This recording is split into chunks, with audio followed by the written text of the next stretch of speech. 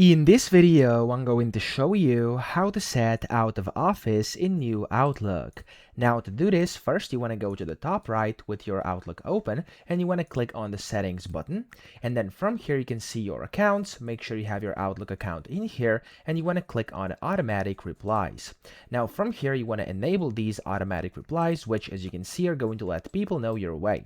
Then from here you can select, of course, if you want to send those replies only during a period, click on here and select this period over here. And during this time, you can also go and block your calendar. You can decline new invitations and decline and cancel meetings. And in here is where you can put your out of office custom message. Okay, so you can type in, hey, I'm on holiday or something like this. And then, of course, you can just go ahead and click on the save button. And that's all you have to do to set out of office in new Outlook. So I hope this video helped you out. If it did, please subscribe to the channel and help me out as well.